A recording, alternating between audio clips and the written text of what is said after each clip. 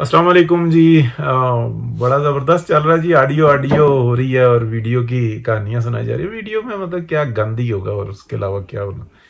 تو آڈیو 2 دن پہلے جو ایک آئیں اور بڑے خوش ہو رہے تھے پی ٹی آئی والے، اب یہ دوسری طرف سے آئی ہے.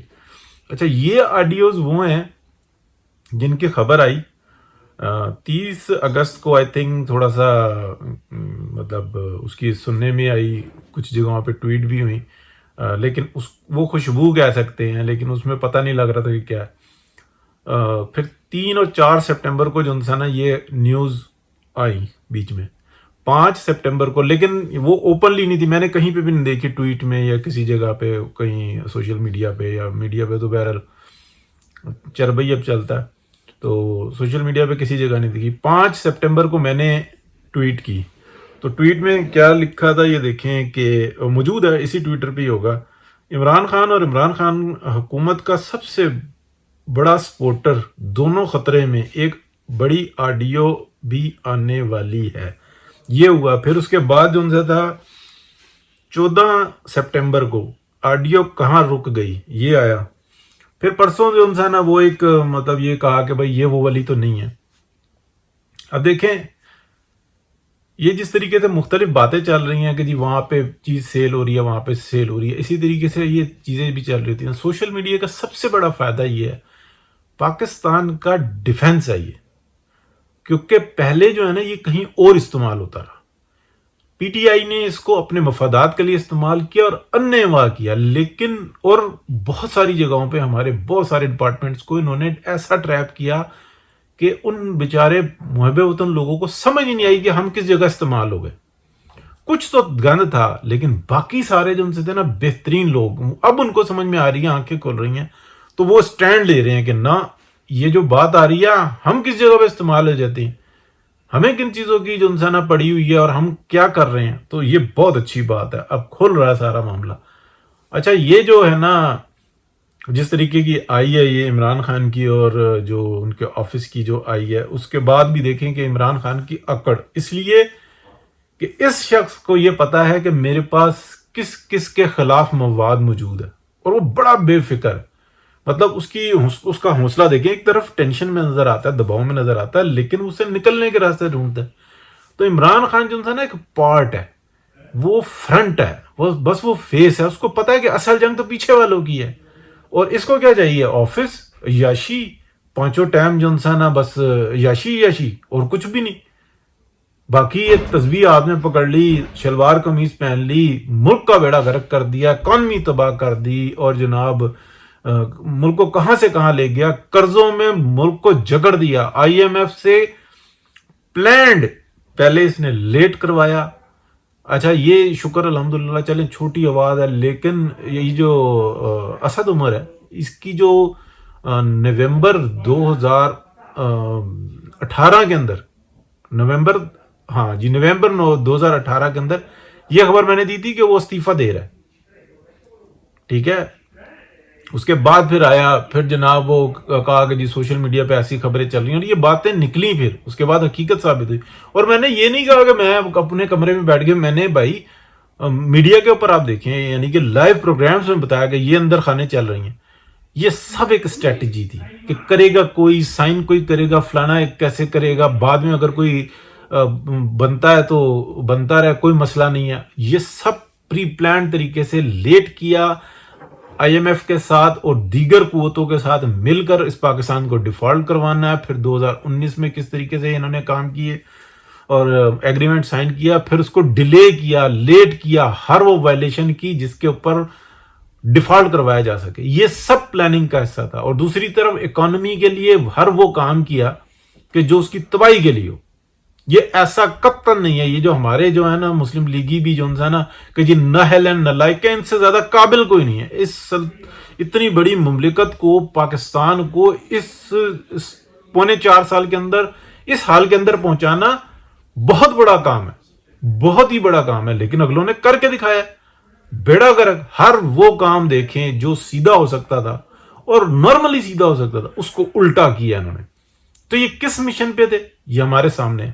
جہاں تک بات رہی دیکھیں یہ آڈیوز کی، یہ کوئی ایسی نہیں ہے کہ کوئی جادو کی سائنس ہے. مطلب اعزاز سید کو کیسے پتہ لگ رہا ہے, وہ کیسے پتہ کر رہے ہیں, کیا ان کے کوئی سیٹلائٹ ہے یا ان کے کوئی ڈرون طیارے گھوم رہے ہیں؟ نہیں, وہ بھی جو ہے نا ادھر ہی سے نیوز نکالتے ہیں, آپس میں شیئر ہوتی ہیں, کس طریقے سے ہو جاتی ہیں. اور بہت سارے لوگ ہیں جو بہت کچھ جانتے ہیں. رضی دادا کو یہ جو غصہ ہے نا ان کا, وہ ایسے نہیں ہے, انہیں بہت کچھ نظر آتا ہے. وہ اپنی جان کے اوپر کھیل رہے ہیں, جان کی قربانی. یہ ٹینکوں کے نیچے لیٹنا یہی ہوتا ہے نا, اس ملک کو بچانے کے لیے. لوگوں کو ہوش آتی ہے, کہتے ہیں کہ یار بول اونچا رہا ہے, بول الفاظ ٹھیک نہیں ہے, لیکن بول سچ رہا ہے. تو لوگ الرٹ ہو جاتے ہیں. پھر ان کے پاس میسج آتے ہیں کہ یار یہ کر دو, تو وہ کہتے ہیں یار وہ یہ کہہ رہا ہے تو یہی تو ہو رہا ہے. پھر وہ رک جاتے ہیں. تو شکر الحمدللہ اس یعنی کہ بدتمیزی کی یہ جو ایک وار لڑی گئی پاکستان کے اگینسٹ, جس کو مطلب میں پھر نام لوں گا تو پھر کمپنیوں کے نام آئیں گے. تو اس کے بعد یہ عمران خان کے حوالے, تو عمران خان کے حوالے نہیں ہوئی.